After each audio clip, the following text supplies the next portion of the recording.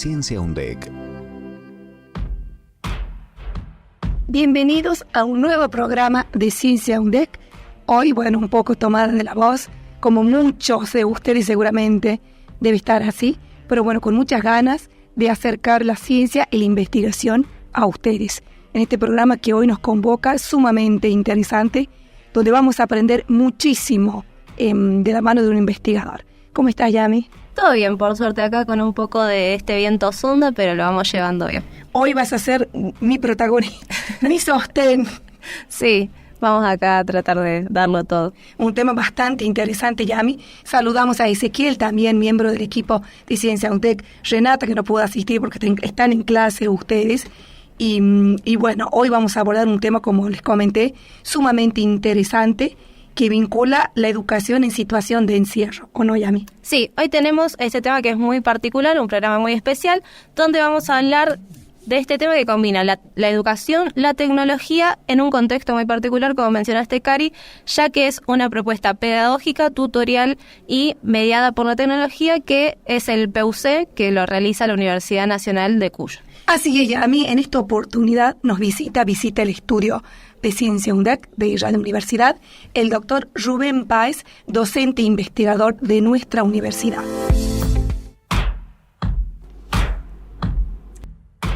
Bueno, nos encontramos con el doctor Rubén Páez, que nos va a explicar brevemente sobre este proyecto. ¿Qué más nos puedes decir, Cari?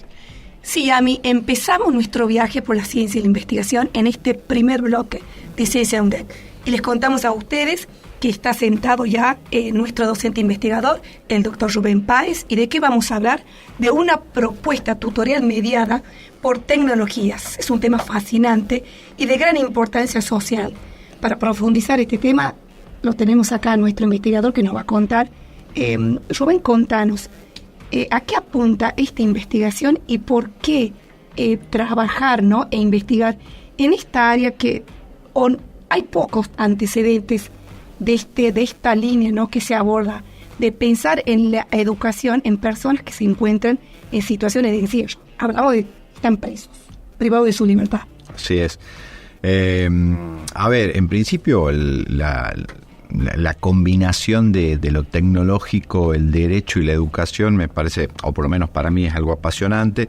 Entonces la idea central de la investigación era tratar de combinar el derecho, la educación y la tecnología en un proyecto de investigación. El proyecto de investigación básicamente tiene que ver con abordar todas las implicancias que genera el saber cómo una persona que se encuentra privada de su libertad hace para estudiar si decide estudiar en una carrera universitaria. Es decir, de la misma manera que muchas personas en contexto de libertad deciden estudiar una carrera universitaria, la pregunta era si una persona en contexto de encierro decide estudiar una carrera universitaria, ¿cómo es? ¿Cómo se hace? ¿Existe alguna normativa que le permita acceder a ese derecho? ¿Bajo qué circunstancias lo hace? Es decir, la investigación versa sobre todas esas contingencias que aparecen a lo largo de ese abordaje que tiene que ver con el derecho a estudiar. Rubén, esta investigación apuntó en primera instancia pensada en el contexto del sistema penitenciario de nuestra provincia, que después nos vas a explicar por qué no se pudo llevar a cabo el trabajo de campo ahí, motivo por el cual lo tuviste que ejecutar en otra provincia, en otro sistema, penitenciario, en este caso en Mendoza. Ahora contanos, que sin duda nos interesa a todos, ¿cómo hace una persona que está privada de su libertad para estudiar? ¿Dónde estudia? ¿Qué carreras puede elegir? ¿Hay ciertas características que debe cumplir un reo para poder elegir educarse en esta situación?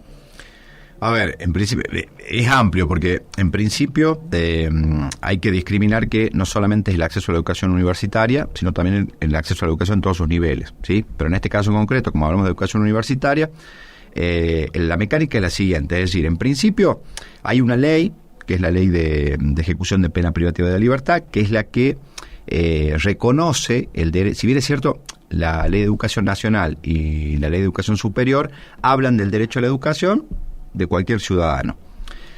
Después aparece la ley de ejecución de pena privativa de la libertad, que es la que ya enfatiza específicamente sobre aquellas personas que se encuentran privadas de su libertad y les reconoce el derecho al derecho a estudiar, el derecho a la educación, de poder acceder a la educación. En ese contexto, la ley lo que establece o lo que dice es que el Estado debe garantizar que cualquier persona que se encuentre privada de su libertad tiene que poder acceder a la educación, ya sea primaria, secundaria, terciaria y en este caso específico, universitaria. Bien. La ley lo que establece es una norma que dice que cualquier persona que está condenada y que ingresa a un servicio penitenciario a cumplir una pena, al momento del ingreso se le informa de la existencia de esta ley, que en otras palabras significa que tiene derecho a estudiar, ¿sí? Y a partir de ahí arranca, ¿no es cierto?, el mecanismo y el camino que tiene que hacer aquella persona que esté interesada en estudiar. Lo que sucede particularmente con la provincia de Mendoza es que la provincia de Mendoza tiene un programa que es un programa de acompañamiento y de tutorías a aquellas personas que estudian en contexto de encierro. Hablemos de PEUCE. El PEUCE, ¿sí? Entonces, lo que pasa, porque ahí hay que fraccionarlo, porque antes de la pandemia se manejaba de una forma y durante la pandemia se manejó de otra forma. A mí me tocó particularmente en el momento de la investigación manejarlo de manera virtual porque estábamos ahí en proceso de pandemia. Pero en principio el programa lo que hace es, pasa lo siguiente: el estudiante que esté interesado en ser estudiante se inscribe a través de un mecanismo que tiene el programa PEUCE para inscribirse a la carrera universitaria que desee. A partir de ahí, el programa tiene un equipo docente que es el que se dirige personalmente al servicio penitenciario a dictar las clases en un aula que es como una especie de Zoom. Y el alumno toma la clase ahí. Y los exámenes finales también, es decir, los docentes se trasladan hasta el servicio penitenciario, toman un examen final o dictan clases como si se hiciera en cualquier universidad, nada más que se hace dentro del servicio penitenciario en un espacio que está acondicionado para eso. Esa es la forma en la que se hacía antes de pandemia. Durante la pandemia, como los docentes no podían ingresar al servicio penitenciario, ahí es donde apareció la virtualidad. Entonces, tomaban sus clases con autorización previa de manejar sus teléfonos celulares para tomar las clases a través de Zoom, Meet o videollamada. Y de esa manera fueron canalizando aquello que en principio era presencial, se convirtió en virtual, pero durante el proceso de pandemia. O sea que podríamos hablar de una política institucional clara que apoya y acompaña a la persona que quiera continuar sus estudios, porque acá ya interviene la tecnología más allá del cuerpo docente, la tecnología. Claro. En época de pandemia y sin duda ahora se sigue aplicando en la educación las tecnologías. Entonces estamos hablando de una política clara de acompañamiento. Sí, y de hecho, fíjense que la tecnología, si bien es cierto, cobró más relevancia durante pandemia, al día de hoy sigue cobrando relevancia. ¿Por qué? Porque una cosa es el estudiante que estudia en contexto de libertad y otra es el que estudia en contexto de encierro. Entonces, yo hacía esta diferencia, siempre la hacía respecto de esto. El estudiante en contexto de libertad, si necesita un libro, va a la biblioteca. Si necesita un apunte, habla con un compañero, va y lo busca. El estudiante en contexto de encierro suelen tener algunos libros muy acotados. El estudiante en contexto de encierro no puede ir a una fotocopiadora, no puede ir a comprar un libro. Es decir, la tecnología ahí juega un papel preponderante. ¿Por qué? Porque la tecnología es la que lo acerca a esas imposibilidades que tiene y que no tiene el que estudia en contexto de libertad. Entonces, sigue estando presente. Una de las herramientas que más utilizan, por ejemplo, a la hora de estudiar es el WhatsApp, por ejemplo, porque es una herramienta de comunicación. Rubén, si bien vos hiciste una investigación, un estudio de lo que es el PEUCE, el sistema penitenciario, todo lo que es el plan de estudio, también la gente interesada en continuar sus estudios para recién aplicar esta propuesta pedagógica que apunta a la tecnología, ¿no? ¿Y cómo funciona, o sea, en sí la propuesta mediada por las tecnologías y qué resultados también se fueron dando con el tiempo? Bien, a ver, en principio la investigación tenía que ver con implementar una propuesta en este caso en el servicio penitenciario de la provincia de Mendoza, una propuesta de, acompañar al condenado que estudia, acompañarlo en ese proceso de estudio y que ese acompañamiento sea mediado por las tecnologías. Es decir, darle al estudiante herramientas tecnológicas que le permitieran hacer más llevadero el tránsito del proceso de educación. Desde ese lugar estaba planteado. Entonces, lo que se buscaba es, por eso se habla de una propuesta tutorial, que era ir tutoreando, guiando al estudiante, aportándole herramientas tecnológicas o recursos digitales para que ese proceso de estudio sea no tan cerrado, paradójicamente, dentro de un contexto que ya es cerrado. Sí. Esa era la idea central de la implementación. A raíz de eso, uno generalmente cuando investiga hay una idea central de lo que uno quiere hacer. Pero cuando uno llega al campo, muchas veces lo que uno tiene pensado hacer no se puede hacer o hay que mutarlo porque las circunstancias cambian. Entonces, a mí me pasaba, pongo este ejemplo nada más para que se entienda, que yo iba con un plan de acción y sobre la marcha me doy cuenta que el recurso humano, es decir, los estudiantes, por ejemplo, necesitaban saber algo básico como, por ejemplo, no sé, diferenciar entre un mapa mental y un mapa conceptual, porque no lo entendían, y para ellos es una herramienta educativa que sirve a la hora de estudiar. Entonces, en ese caso tuve que correrme un poco del plan y armar un recurso digital que les permitiera a ellos entender qué es un mapa conceptual y qué es un mapa mental, por ejemplo. En esta propuesta vos hablas de etapas. Estamos hablando de una persona, de un condenado, de que sin duda pasó mucho tiempo, o está pasando mucho tiempo, y que vos viste cómo la tecnología, que va avanzando, que no es la misma, que las metodologías, los métodos de estudio son diferentes y se le complica. Exactamente, sí, exactamente. No solo los métodos, es decir, los recursos, primero los recursos. También lo que aparece como un obstáculo es el desconocimiento sobre esos recursos y el poder acceder a esos recursos. Porque de pronto, yo decía recién de que en época de pandemia los condenados estudiaban de manera virtual con sus teléfonos celulares, ¿sí? Ahora, perdón, ahí está la pregunta. Sí. ¿El uso del celular únicamente se les permite en este contexto no educativo? Sí, estaban autorizados justamente el uso de teléfonos celulares solamente a los fines educativos. ¿De ellos o los aporta dentro del programa? No. Cada uno con su celular particular. ¿Y aquel condenado que le interese continuar, iniciar sus estudios, retomar sus estudios y no disponga de las herramientas tecnológicas, cómo lo maneja, cómo lo aborda el programa? En ese caso el programa sí tiene un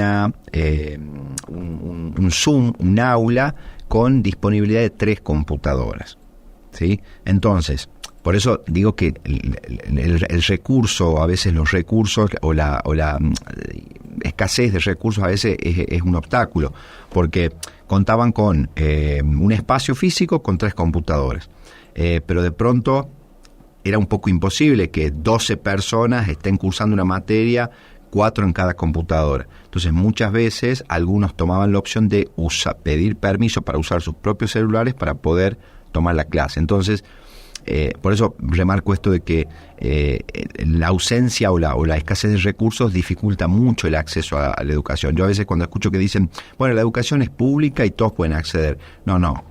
Realmente no todos acceden. La educación es pública, pero no es gratis. Pero no es gratis, entonces el acceso se hace complicado, sí, existe. Ahora, la posibilidad real de que todos accedan no es tan sencilla. Entonces, en este caso, si bien es cierto, el PEUS es un programa que está muy bien aceitado, que trabaja hace muchos años, aún así hay ausencia de recursos. En este caso puntual, por ejemplo, tener 3 computadoras para 12 personas que estudian es un poco complejo a la hora de la distribución. Entonces, por eso el estudiante tiene que acudir a tratar de proveerse él de sus herramientas para poder acceder a la educación. Rubén, vos hablás dentro de la propuesta, la dividís en etapas que fuiste cumpliendo a medida que vos se fue desarrollando esta investigación. Sí. ¿De qué se trata? Las etapas tenían que ver con que, primero, uno a la hora de abordar una investigación, como dije recién, uno va con una idea y con un plan de acción. Sobre la marcha aparecen otras situaciones que hacen que uno tenga que mutar o modificar un poco alguna de las acciones. Entonces, lo que a mí me pasaba particularmente es que quería, en una primera etapa, conocer quiénes eran los destinatarios de la investigación para saber con qué recurso iba a trabajar. Es decir, qué nivel de conocimientos tenía, cómo era el grupo. A ver, sabemos que, o de pronto a lo mejor es una cuestión de prejuicio, pero un contexto carcelario para muchas personas debe ser complicado manejarse con la gente. Sin embargo, en mi caso puntual fue excelente, es decir, gente muy respetuosa, muy educada, muy asentada en la situación en la que estaba, es decir, de estudiar. Entonces, la primera etapa era conocer, ¿no es cierto?, cuál era el recurso, a raíz de conversaciones y como una especie de conversación distendida con cada uno de ellos para ver cuáles eran sus necesidades también, porque la idea no era llevar algo que yo quería llevar y nada más, no, era llevar algo, pero que yo quisiera llevar, pero que al mismo tiempo fuera de utilidad para el otro. Entonces, de esa conversación surgían situaciones que a lo mejor para nosotros son muy básicas, pero para ellos no eran básicas. Entonces, a raíz de eso, yo paso a una segunda etapa, que es la de readaptar esas necesidades a la creación y a la elaboración de recursos y herramientas que les permitan poder estudiar y que al mismo tiempo sean útiles, que no queden solamente en algo que... Y aparte otra cosa que pasa, que es que uno tiene que pensar no solamente en eso, sino también que el recurso sea un recurso de fácil acceso, que sea intuitivo, que sea sencillo, que para descargarlo no genere un gasto, es decir, porque hay que analizar todo el contexto. En esa segunda etapa se implementan todas estas acciones con distintos recursos como un video, marcando todo el recorrido, porque pasaba esto, de pronto los chicos no utilizaban la plataforma virtual porque no sabían cómo usarla. Entonces, frente a eso, ¿qué hice? Un recurso audiovisual de un video donde yo hago el recorrido por toda la plataforma de la UNCUYO para que ellos supieran cuáles son las funcionalidades que tiene la plataforma, a dónde ir si querían comunicarse con el docente, a dónde ir para buscar el programa y demás. Después, no sé, por ejemplo, lo que se recién, un flyer informando o marcando las diferencias entre un mapa mental y un mapa conceptual, enseñarlos a utilizar un formulario de Google a la hora de ser evaluados, es decir, distintos recursos que se fueron marcando en esa segunda etapa. Y en una tercera etapa, básicamente era tomar toda esa información y ver qué es lo que ellos habían absorbido de todo eso, qué había sido significativo para ellos, sirvió, no sirvió, les fue de utilidad, y ahí es donde está el resultado que muchos, en una serie de preguntas que les hice, manifestaban que sí, que esa implementación de esos recursos les había ayudado a modificar sus técnicas de estudio, que con el uso de las tecnologías y lo virtual era como más ameno a la hora de estudiar, que disponían de ciertos recursos que ellos desconocían cómo se manejaban para poder estudiar de manera más simple. Pero en eso consistía básicamente las tres etapas. Rubén, vos cuando te acercaste te tuviste que trasladar hasta allá. No, porque en ese momento estábamos en época de pandemia.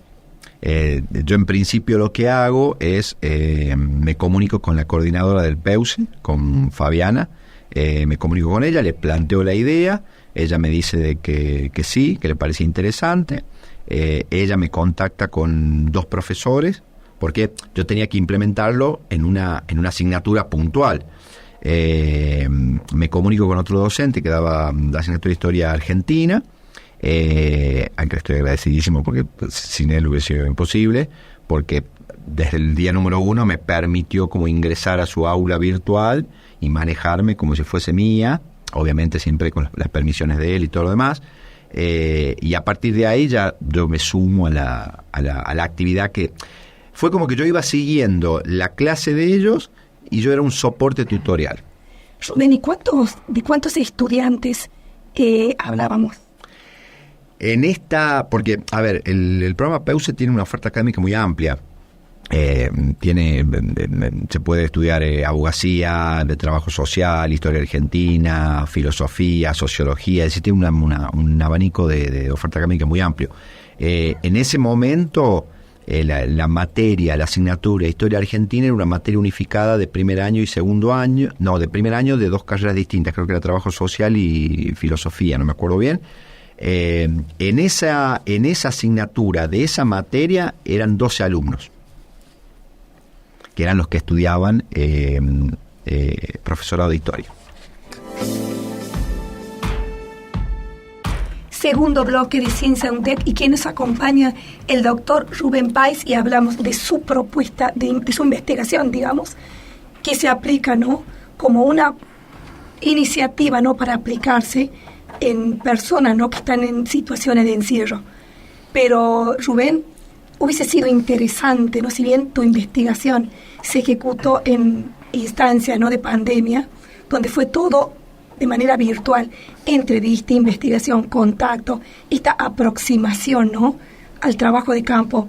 Qué interesante hubiese sido, ¿no?, estar ahí en el servicio penitenciario, estar en contacto con las personas no condenadas, interesadas en continuar con sus estudios, en este caso universitarios.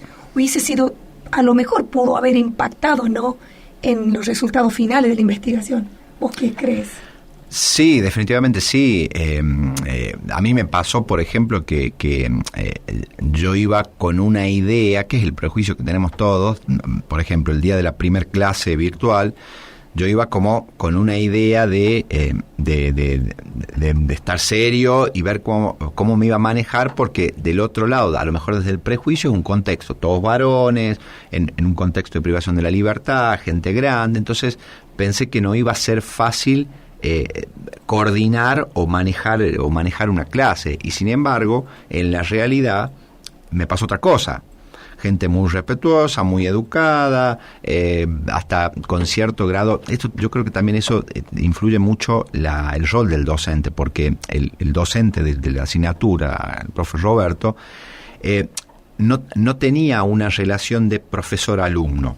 Si bien es cierto, estaba claro su rol, que era profesor, pero se manejaba desde un vínculo más de pares. Es decir, sí, estoy tu profesor, pero entonces eso hacía que el vínculo sea más amistoso, más amigable, y no como yo pensaba que podía llegar a ser, que a lo mejor más tenso y un poco más difícil.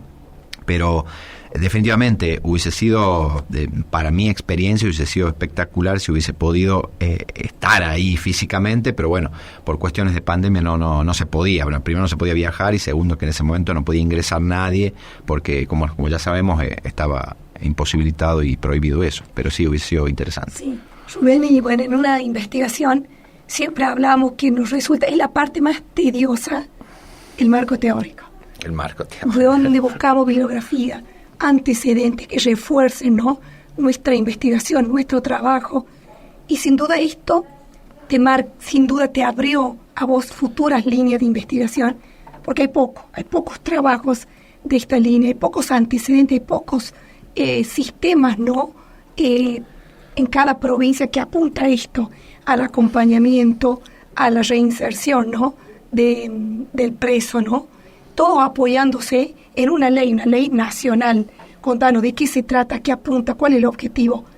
¿Condice con la realidad, con la práctica?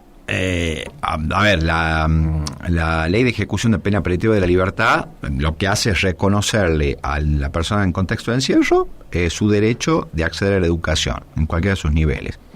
Después, en la práctica, por eso mi pregunta era, perfecto, la ley existe y la ley dice que cada vez que una persona ingresa a un servicio penitenciario y cumple una condena, existe la obligación de que se le informe de que existe esa ley y que esa ley le permite acceder a la educación. Bien, mi pregunta era, ¿alcanza solamente con eso? O sea, ¿basta con que yo le diga al interno, mira, existe esta ley y podés estudiar? ¿Alcanza con eso?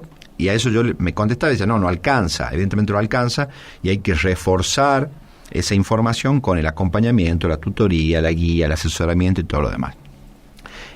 La ley habla básicamente de eso. Yo particularmente creo que la ley habla de un reconocimiento de un derecho, pero a lo mejor en la práctica no se ve tan reflejado. No se ve tan reflejado a lo mejor por cuestiones que están vinculadas con, no voy a decir la ausencia, porque existen, pero sí la escasez de políticas públicas que permitan que esa ley se aplique de manera más íntegra. Porque no alcanza solamente, en estos contextos no alcanza solamente con informarle a la persona que puede estudiar. Hay todo un andamiaje sobre eso, porque no nos olvidemos de una persona que está privada de su libertad, es decir, no tiene acceso a nada. Entonces, pongo un ejemplo, las clases virtuales, para ellos poder acceder, dependían de que un familiar de la afuera cargara crédito a su teléfono. Entonces, si su familiar no tiene dinero o no lo pudo cargar, no hay clase. Entonces, que las políticas públicas no solamente velen porque el derecho que reconoce esa ley se aplique, sino que al mismo tiempo colabore con otro tipo de recursos para que ese reconocimiento de ese derecho se aplique de manera más íntegra. Rubén, quedó clarísimo de que tu investigación se aplicó, se puede aplicar y con éxito, pero en este caso en Mendoza, en el sistema penitenciario de Mendoza. Ahora, hablamos a las claras, ¿no?, de que esta ley se aplica, tiene sus deficiencias, ¿no?, como todo, pero se está aplicando en esta provincia a través de este programa PEUCE que está dando muy buenos resultados. Ahora, mi pregunta es, ¿por qué tuviste vos que ejecutar tu investigación en Mendoza y no en el sistema penitenciario de nuestra provincia que funciona, ¿no?, en la ciudad capital? ¿Se te presentaron obstáculos? Porque sin duda que tu investigación aporta muchísimo a las políticas públicas, ¿no?, apuntadas, ¿no?, y apoyándonos en esta ley nacional. ¿Por qué no se pudo ejecutar en nuestra provincia? Bien, a ver, en principio la diferencia entre Mendoza y La Rioja es que la provincia de Mendoza tiene el programa PEUCE, es decir, tiene un programa que brinda acompañamiento y tutorías sobre educación universitaria en contexto de encierro. La provincia de La Rioja, yo investigué, y la provincia de La Rioja al día de hoy no cuenta con un programa que permita que existan equipos interdisciplinarios de docentes que acompañen a los estudiantes en contexto de encierro que decidieron estudiar. Les cuento cómo es la mecánica, por ejemplo, en la provincia de La Rioja, si un condenado hoy en la provincia de La Rioja quiere estudiar, primero no tiene programa, o sea, no hay un programa que lo contemple. Entonces, lo que puede hacer hoy es comunicarse. ¿En todos los niveles? En todos los primario, niveles. Secundario, Sí, universitario. En todos los niveles. Lo que hace es comunicarse con un oficial del servicio penitenciario que está encargado del área de educación. Él es el encargado de hacerle los trámites de inscripción en la universidad y queda inscripto. Pero no puede cursar. El alumno no cursa, simplemente puede cursar la carrera rindiendo materias libres. Es decir, no tiene acceso a biblioteca, sí sé que personal policial que está de seguridad, que está dentro del área de educación del servicio penitenciario, hace todo lo posible por inscribirlos, conseguirles apuntes, conseguirles el material para estudio. Pero es como que el estudiante del servicio penitenciario de la provincia de La Rioja está muy limitado. Es decir, no tiene acceso a nada y depende de alguien que le practique la inscripción y después rendir la materia de manera libre. Entonces, esa es la diferencia entre la provincia de Mendoza y La Rioja. No se pudo aplicar en la provincia de La Rioja porque primero, no existía un programa. Segundo, no estaban dadas las condiciones institucionales, porque de pronto no tenían... no nos olvidemos que, como contaba recién, yo lo apliqué en pandemia, pero ya venía con las gestiones de un tiempito antes de aplicarlo en la provincia de La Rioja. Pero en ese momento se me informó de que no estaban dadas las condiciones institucionales porque no había recursos. Es decir, yo no podía pretender implementar un plan de acción tutorial virtual porque no había recursos. Es decir, básicamente no había computadoras. Entonces, frente a eso, no tuve otra opción más que cambiar de ámbito de aplicación y trasladarlo a otra provincia que medianamente tuviese recursos o que tuviese algún programa, como lo fue la provincia de Mendoza, que yo lo conocía porque en mi relevamiento de información había investigado y sabía que Mendoza tenía un programa, que la provincia de Córdoba tiene uno, que la Universidad Nacional de La Plata tiene uno, que Entre Ríos tiene uno. Es decir, hay varias provincias de la Argentina que tienen programas y convenios de acompañamiento académico a personas que estudian en contexto de encierro. Pero lamentablemente la provincia de La Rioja no lo tiene. Y hoy la única forma en que un condenado puede estudiar en la provincia de La Rioja es esa. De hecho, la provincia de La Rioja en ese momento tenía 405 internos alojados en el servicio, de los cuales 4 estudiaban. Pero de esta manera, libre. Es decir, que alguien los inscribiera e ir en la mesa de examen de manera libre a rendir su examen. No cursan, el docente no va al servicio penitenciario, es decir, no tienen más acceso que ese, ¿sí? Y el apoyo de la, el apoyo de la y el familia, apoyo de la familia. Y les permiten, el apoyo de la familia, acercando celular, crédito al teléfono, dinero para comprar un apunte, un libro o lo que fuese. Es decir, es como muy desolador para ellos. O sea, es muy difícil poder estudiar sin tener un acompañamiento en todo sentido, ¿no? Desde los recursos y desde lo humano también, porque eso también influye. Sí, que también llega a un punto que es muy frustrante, porque, o sea, si vos no tenés, por ejemplo, el simple hecho de tener a alguien que te acompañe pedagógicamente también es una falencia, porque es como, se te dan ciertas situaciones que a quién le podés preguntar si tengo alguna duda y demás, porque estoy ahí solo. Sí, porque de pronto pasa esto que, y vuelvo a lo mismo, esta diferencia entre el estudiar en contexto de libertad y estudiar en contexto de encierro. Si yo estudio en contexto de libertad y tengo una duda, me levanto y le pregunto al docente. Ahora, en contexto de encierro, cuando mi docente viene, si estoy amparado por un programa, una vez a la semana, o si rindo libre, como en el caso de la provincia de La Rioja, ¿a quién le pregunto si yo tengo fecha de examen, tengo que ir a rendir? La duda me la sacaré ahí, porque no tengo clases de consulta, no tengo nada que me desconozco ahora si ahora lo tendrá, pero en el año que yo practiqué la investigación, esa información no la tenía. Pero es mucho más complejo. O sea, entiendo que hay como una situación de frustración al querer avanzar y ver que en lugar de que se abran puertas, se cierran, ¿no? Pero sí.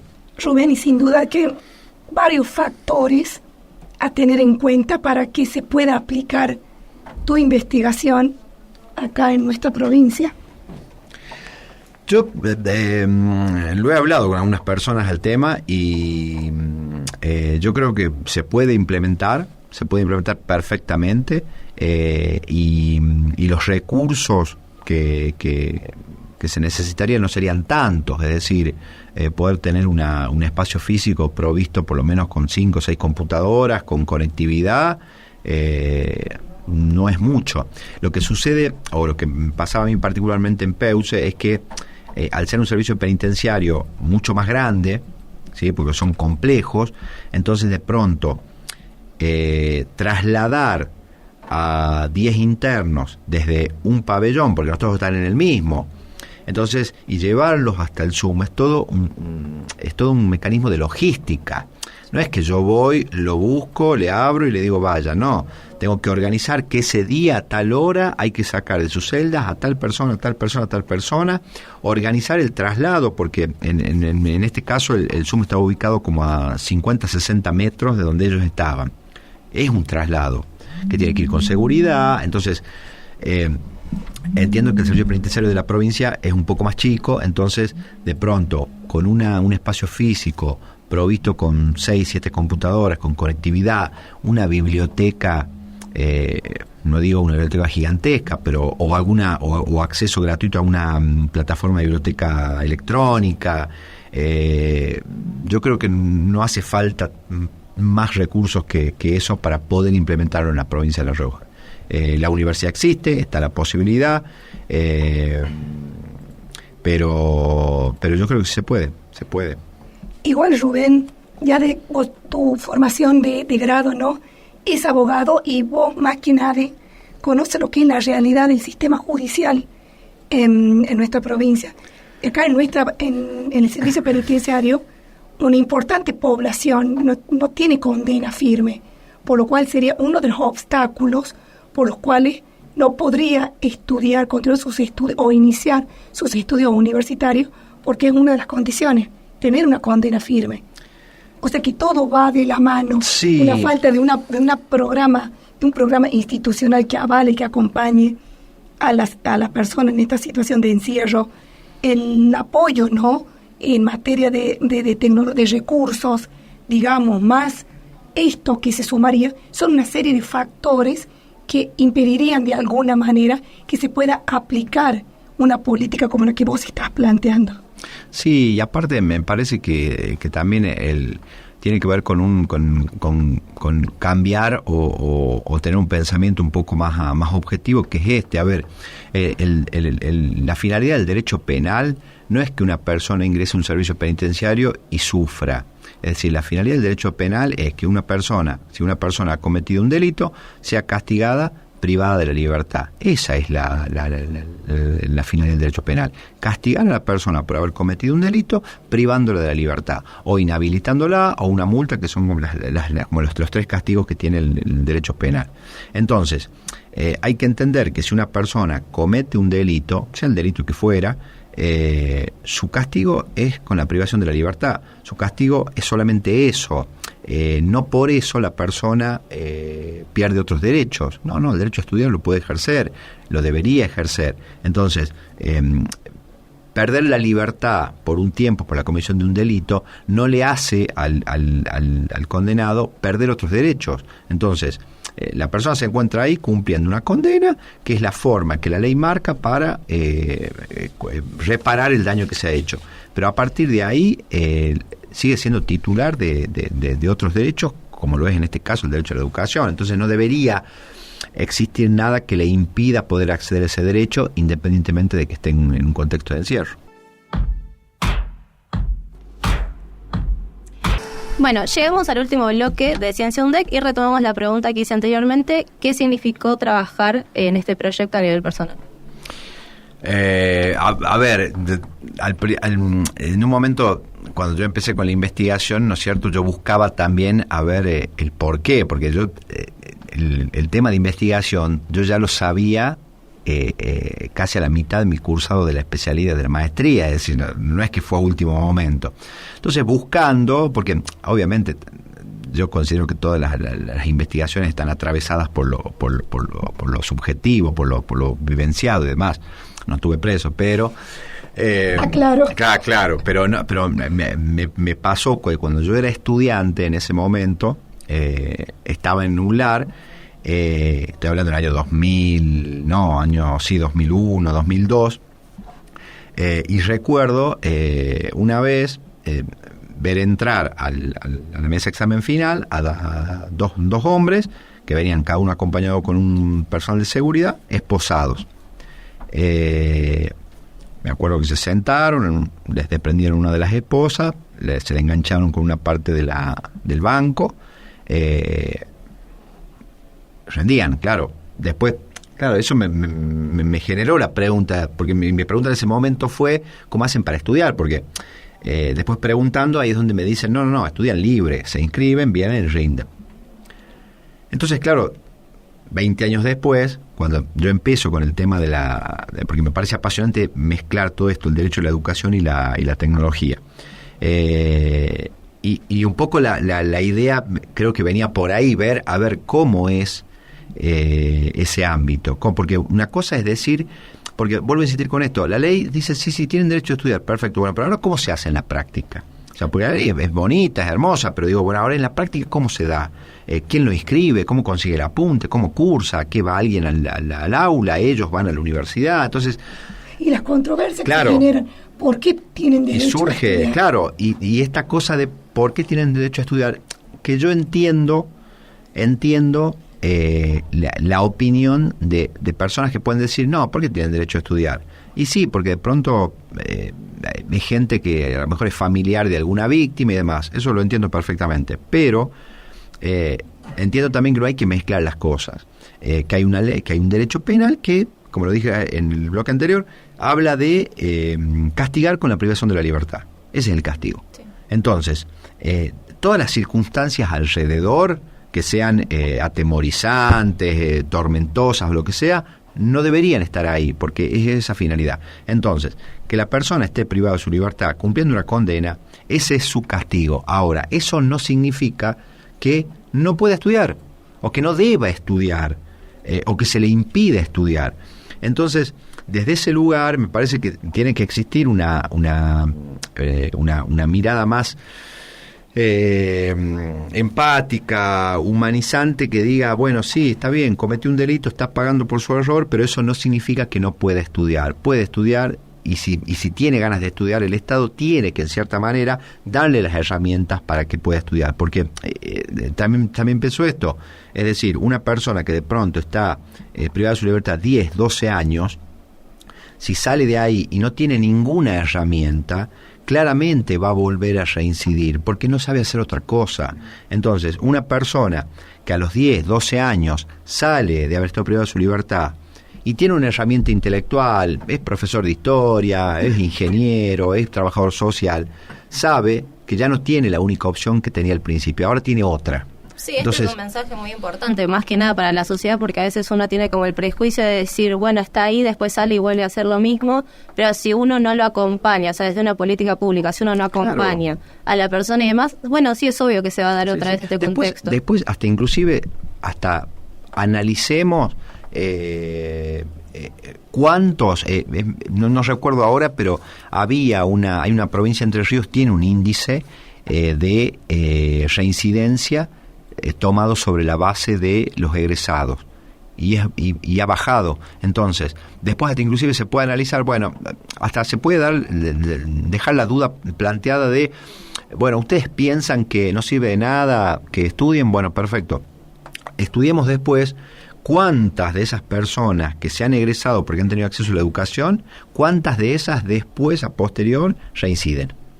Entonces ahí vamos a tener a lo mejor una reducción en la reincidencia criminal y vamos a tener una persona que en lugar de perder el tiempo, 12 o 15 años, lo aprovechó para crear una herramienta a su favor intelectual que le permite, ¿no es cierto?, reinsertarse en la sociedad y no volver a la sociedad a hacer lo mismo que hizo siempre, porque no tiene otro camino más que ese. Claro, sí. ¿Y hay algo más que le gustaría agregar sobre la investigación del proyecto y demás?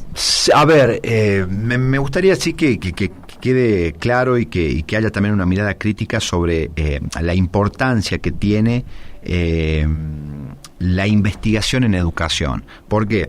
Porque las políticas públicas también se crean, y las políticas públicas y la ley también se crea en teniendo en cuenta siempre cómo evoluciona la sociedad, cómo va creciendo, es decir, lo que va apareciendo socialmente es lo que me lleva a tener que legislar, crear o normativizar. Entonces, que existan investigaciones o procesos investigativos o trabajos de investigación que vayan sacando a la luz ciertas situaciones institucionales, eso ayuda a que el mismo Estado pueda mirar y decir, acá hay un problema o acá hay una situación que estaría bueno reforzar. Entonces, es importante la investigación, porque la investigación demuestra, y lo digo, si yo no hubiese investigado sobre esto, a lo mejor yo ni me enteraba que existía el complejo Almafuerte en Mendoza con un programa que les permitía estudiar a los condenados. Entonces, poner sobre la mesa realidades que muchas veces desconocemos es una forma también de mostrarle al Estado que estas cosas pasan y existen, y que por lo tanto a raíz de eso el Estado puede, en virtud de su facultad, tomar y dictar y crear políticas públicas que refuercen eso.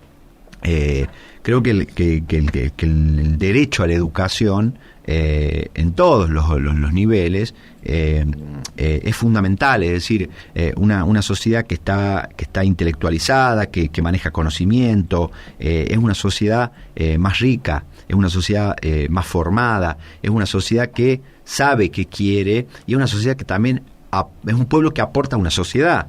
Entonces la educación suma eso. Y no importa si quien estudia está cumpliendo una condena o si quien estudia tiene 60 años, no importa. El tema es poder acceder a la educación. Pero con esto que decía yo al principio, de que acceder realmente a la educación. Sí, obviamente, o porque sea, que muchas si se veces dicta una ley, que haya las claro, herramientas porque y demás, muchas veces pero dicen, no, la educación es pública y gratuita, como diciendo todos pueden acceder, sí, pero de pronto el chico, voy a poner un ejemplo, me voy a correr un poco el tema, pero pasó en pandemia, las clases en virtualidad. Sí, la educación era pública y gratuita, pero de pronto había gente que vivía en lugares donde no tenía acceso a internet, entonces no es para todos, es para algunos. Por eso hablamos de que la educación es pública, pero no es gratuita. Pero no es gratuita. Entonces, tiene que haber este acompañamiento, o sea, porque sí es cierto, es pública, gratuita es como entre comillas porque alguien la paga, es decir, sí. Pero tiene que haber un acompañamiento de las políticas públicas del Estado que logren que ese chico que no tiene conectividad pueda acceder, o que esa persona que está en un contexto de encierro y que quiere estudiar pueda tener, aunque sea un mínimo acceso a conectividad para poder estudiar. Entonces, yo creo que, insisto con que la educación forma un cimiento fundamental de una sociedad, pero que también el Estado tiene que acompañar y reforzar eso con las políticas públicas. No solamente con el dictado de una ley, que la ley quede ahí, no. Sí. Con que esa ley se dicte, se implemente, se cumpla y se respete. Rubén, bueno, en mis últimas palabras. Últimas palabras. Sumamente interesante y valiosa tu investigación, que sin duda los resultados te impactaron muchísimo, porque vos bien lo decís, es un tema que lo venís trabajando hace 20 años, con muchas preguntas, con muchas dudas, que terminó en una investigación. Sí. Sin duda que a partir de estos resultados y con esta satisfacción, ¿no?, de que se puede lograr, se puede concretar, y acá en nuestra provincia también se desprenden varias líneas de investigación que estuvimos hablando y ya pensando ya en un doctorado. Déjame descansar, pero seguramente yo también estoy terminando la maestría, pero yo estoy empezando el doctorado. Claro, no, seguramente primero más adelante, vamos cerrando etapas. Sí, la idea es ir por el... Pero es importante esta línea en este terreno, ¿no?, donde vos trabajaste, ¿no? Muy interesante y muy valioso, teniendo en cuenta, como vos lo mencionabas, que tuviste que ir para la elaboración de tu marco teórico, apoyarte en trabajos del exterior, porque acá en nuestro país, si bien hay una ley que te dice, que apunta, que apoya a la educación para las personas en situación de encierro, lo vemos en la práctica de que no es así, no es tan así. En el caso de Mendoza tiene un programa hace bastante tiempo que lo viene ejecutando, que está dando sus resultados, porque hablábamos fuera de aire de egresados, de gente que ha culminado su carrera universitaria y bueno, está esperando salir para comenzar a practicar o no, o para tener ese conocimiento, ¿no?, para pasar, para hacer más ameno su tiempo ahí dentro de la cárcel, ¿no?, digamos.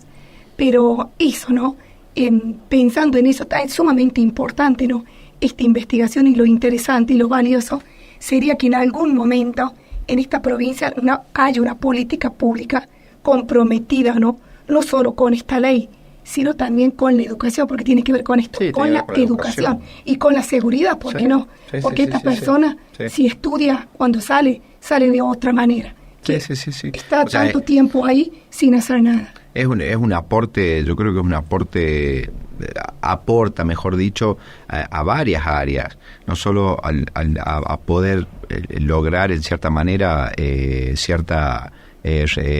reducir la reincidencia criminal, aportar un recurso intelectual más a la sociedad, es decir, aporta situaciones a la sociedad. Entonces, creo que sí es interesante, porque de pronto una persona que se egresa de una carrera universitaria, aún estando en la cárcel, a partir de ahí, quién sabe, porque todavía no tenemos ningún tipo de estudio de estadística, se puede reducir la criminalidad, tenemos una persona más dentro de la sociedad que está formada, que está capacitada, no deja de ser un ejemplo también, porque me ha tocado en este proceso hablar con personas que en sus relatos te mencionaban que habían decidido estudiar porque un compañero de celda u otro interno lo contagió, es decir, de su pasión por el estudiar y cómo el hecho de estudiar lo estaba llevando a otros espacios,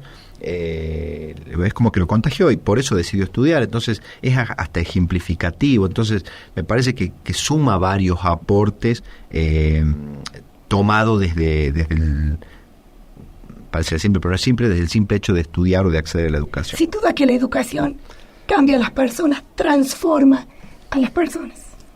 Sí. Yo creo que ahí, por ejemplo, en este contexto particular, y esto que creo que lo dije en un momento, la persona que estudia elige ese camino pensando en principio tener una herramienta y a lo mejor que el tiempo allí adentro sea más llevadero, pero dentro de esa situación te plantean esto de que acceder a la educación es una herramienta y un derecho que les permite transformar su vida en el afuera. Es decir, afuera ya no voy a hacer lo mismo que era antes porque ahora tengo una herramienta con la que poder cambiar esa situación que antes no tenía. Bueno, llegamos al final del programa, lamentablemente, pero igual muchas gracias por compartirnos, doctor Rubén, por toda esta información, toda esta investigación, que la verdad es muy enriquecedor saber y conocer, porque primero yo no sabía que capaz que había una ley que regía todo esto, así que nada, muchas gracias por acompañarnos hoy. Gracias a ustedes Rubén, por invitarme. Tenemos 2 factores en contra. ¿Cuáles? Uno, vos sabés lo que son los tiempos en radio. Sí. Si fuese por mí, te tendría todo el día. Bueno. Y una a tu favor, no tengo voz. O sea que puedo irme ahora. No, lamentablemente. No, volveré las veces. Me gustaría desarrollar más, profundizar más, pero dame tiempo que recupere mi voz. Perfecto, no hay problema. Porque este tiempo, la tierra, Sí. el clima particular no hay problema. que tenemos y la alergia me dejó sin voz a tu favor. Bien. Porque mi intención era exprimirte, sacarte mucho de tu pasión por el derecho, por la educación, por la tecnología complementada. Y bueno, dio su resultado a través de una investigación y sin duda, como dijimos, un abanico también de temas, ¿no? Para desarrollar en otros estudios y siempre lo más importante, aplicados acá, porque eso es lo interesante, ¿no? Sí. Nuestras investigaciones de nuestros investigadores para aplicarlos acá para el crecimiento de nuestra ciudad. Y como dije, la educación es transformadora, transforma a una sociedad, porque un país crece con educación, no con la construcción de cárceles. Y vos más que nada, que son profesionales que vienen del derecho, lo saben. Sí. Con educación se abren muchas puertas, se abren fronteras y cambia mucho a las personas. Exactamente, sí. Me parece que esto que decías recién de que una sociedad crece con educación, no con cárceles. Entonces sería interesante que esto de, sobre todo en nuestra provincia, poder reforzar más el acceso a la educación de las personas en contexto de encierro sea algo que en algún momento podamos decir que ayudó a reducir, no sé, la población carcelaria o que no existan cárceles. Y más sí, de hecho hay países, hay un país, no recuerdo ahora cuál, que ya cerró sus cárceles porque no tiene personas que hayan cometido delitos. Eso, porque hay una política clara exactamente. Que acompaña. Entonces, sí.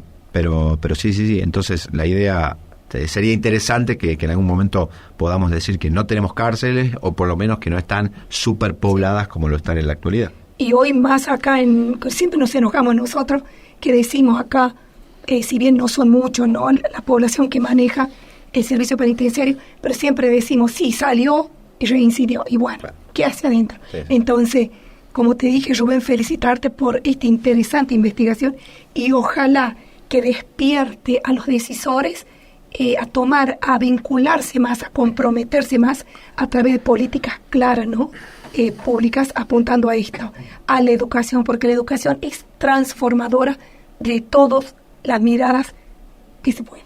Exactamente, coincido. Muchas gracias, Rubén. No, gracias a ustedes por la invitación. Orgullosa de que hayas estado acá, te esperé muchísimo. Mucho tiempo. Te esperé muchísimo. Estuve difícil para venir. Sí. Te perseguí por todos lados y cuando te tuve me quedé sin voz. Sí, no importa. La ansiedad. Debe ser la ansiedad. Ya vendré otra vez.